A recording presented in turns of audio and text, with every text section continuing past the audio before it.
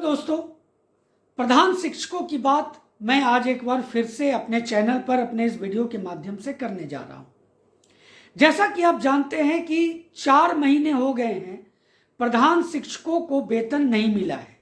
कुछ जिलों में 1-2 प्रखंडों को छोड़ दिया जाए तो अधिकतर जिलों में प्रधान शिक्षकों को वेतन का आगाज नहीं हुआ है, यानी उनको पहला वेतन नहीं मिला है। दोस्तों, विभाग के द्वारा कहा गया है कि लगभग इसमें 1 सप्ताह से 10 दिन लगेंगे। कुछ समस्याएं हैं, उसको दूर किया जा रहा है। तो 1 सप्ताह से 10 दिन के बीच सभी प्रधान शिक्षकों को 30,500 की दर से वेतन का भुगतान होगा और जिन्हें हो गया होगा वो इसी दर से हुआ है। प्रश्न यह है दोस्तों, बड़ा सवाल जो आज का है वह यह है कि आचार संहिता लागू होने से पूर्व ही दोस्तों विशिष्ट शिक्षकों को तो उनके नियमावली में था, उसकी बात हुई थी प्रेस विज्ञप्ति के द्वारा, लेकिन प्रधान शिक्षकों को भी वेतन संरक्षण का लाभ मिला।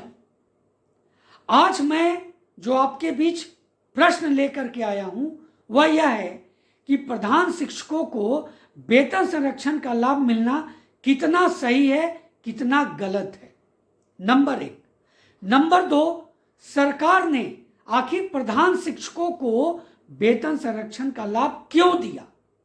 यह बड़ा सवाल है और उसी को लेकर के मैं आज आपके बीच में उपस्थित हूं।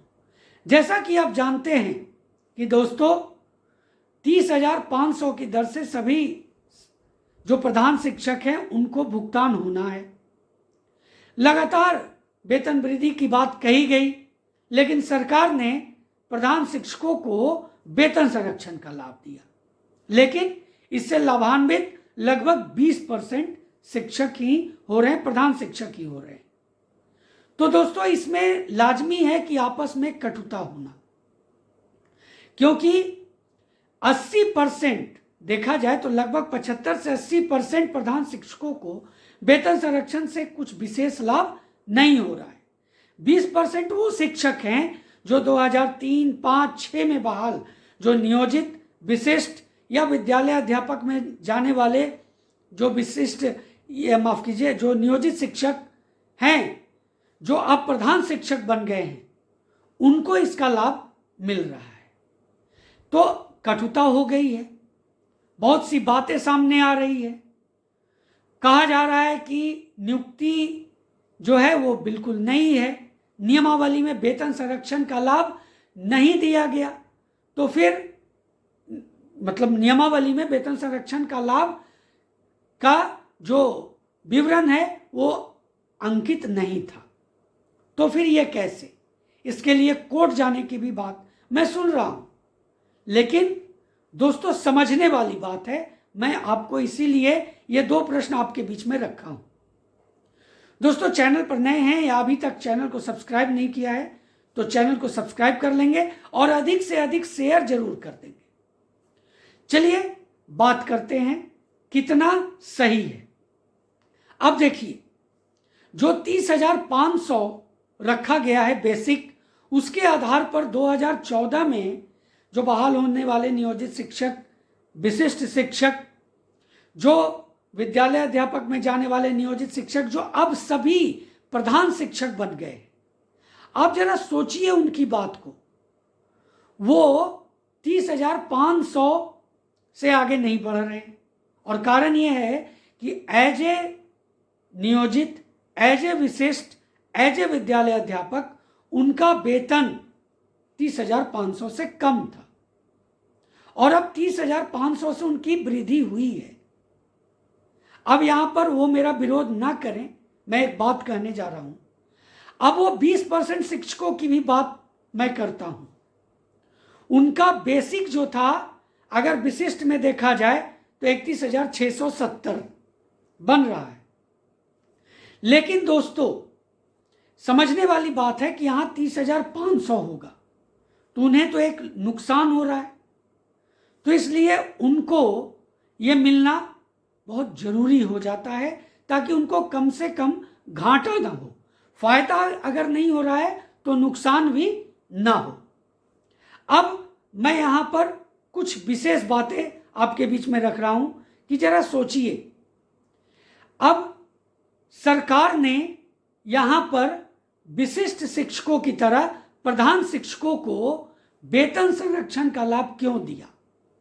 तो कुछ जो प्रधान शिक्षक जो ये बात कर रहे हैं कि ये नई नियुक्ति है, एग्जाम से हुआ है ये नियुक्ति, और इसमें 30,500 की बात थी 2021 के नियमावली के आधार पर मैं कह रहा हूँ, लेकिन वेतन संरक्षण की बात नहीं थी। इसको लेकर के वो कोर्ट जाने की भी बात कर रहे हैं।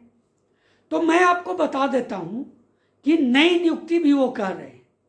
तो जो कुछ विशेष बातों को समझिएगा जिसके कारण सरकार ने प्रधान शिक्षकों को वेतन संरक्षण का लाभ दिया। ये नई नियुक्ति कैसे है? जब सिर्फ और सिर्फ नियोजित, विशिष्ट या विद्यालय अध्यापक जो नियोजित से गए थे, जिनके पास अनुभव था 8 साल का, वो ही इसमें भाग लिए हैं। कोई प्राइवेट विद्यालय के शिक्षक 10 साल या 12 साल का अनुभव लेकर के इसमें शामिल नहीं हुए।